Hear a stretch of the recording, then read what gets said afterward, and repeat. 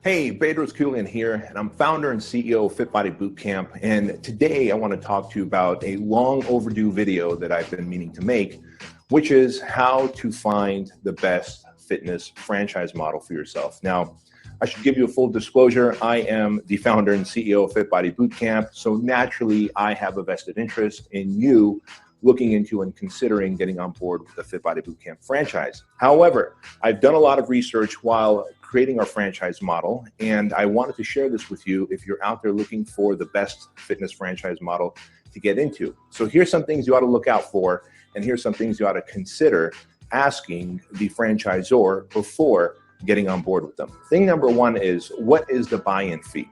And what does the buy-in fee cover?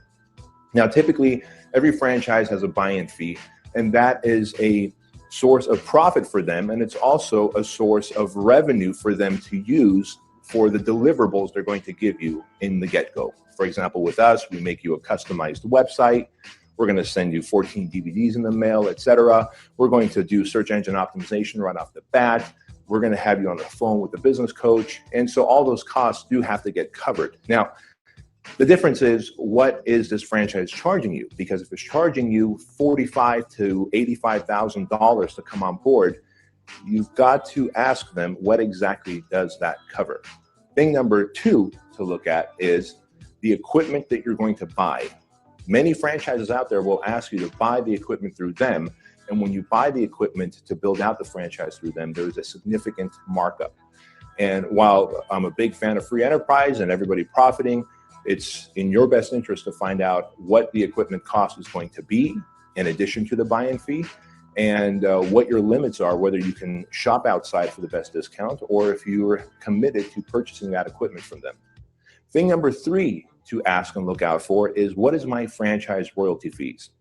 Now, the standard practice out there is to charge between 6 and 8% of your gross monthly revenues, which again, depending on the service that they're offering and the support they're giving you as you're on board with them, that may be an awesome thing.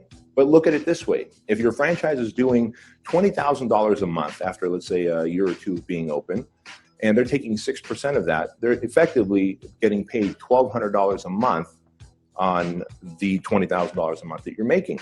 And as you grow your business to $30,000 a month, that 6% now translates to $1,500 a month. And so you have to ask yourself, am I getting the equivalent of 6% of my gross revenue each month of services, support, and help from the franchisor? Are they helping me grow, or am I growing the business myself and giving them a larger dollar amount each month with that franchise fee? So consider finding a franchise that has a flat franchise fee of a flat dollar amount.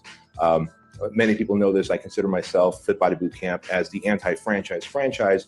We have a flat franchise fee that's very fair, and we make our money on the back end when we help our franchise owners get more clients. I believe that's the proper business model. Your opinion might differ. The fourth thing that you're going to want to look at is, how long is the term of this franchise?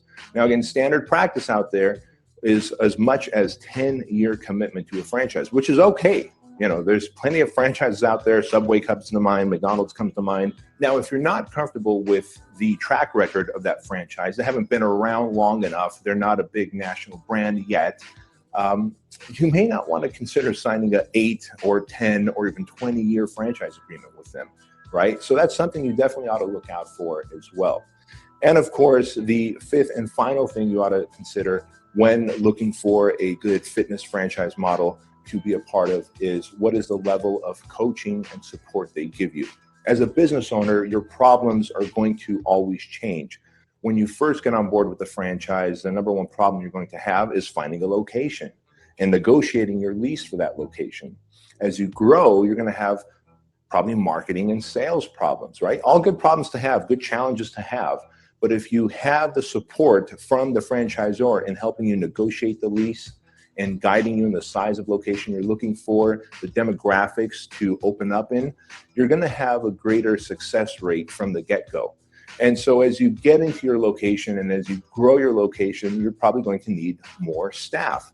Is the franchisor able and capable of helping you to hire and train those actual employees who are going to help you out in automating your business so that you can actually take some time off. Because the last thing you want to do is be a hostage to your business model where you're literally working 60 to 80 hours a week just to keep it running.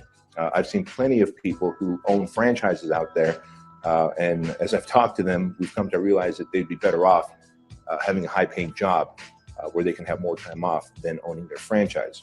And think about this. As that franchise location of yours grows and you're ready for a second and third location, you want to have multiple outlets. Is the franchisor able to coach you, consult you, guide you, and help you in developing systems, processes, and automation so that you can grow to location 2, 3, and 4?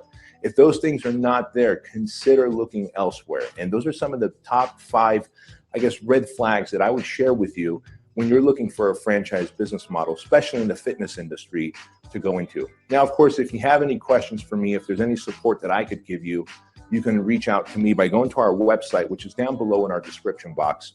I'll talk to you later. Bye-bye.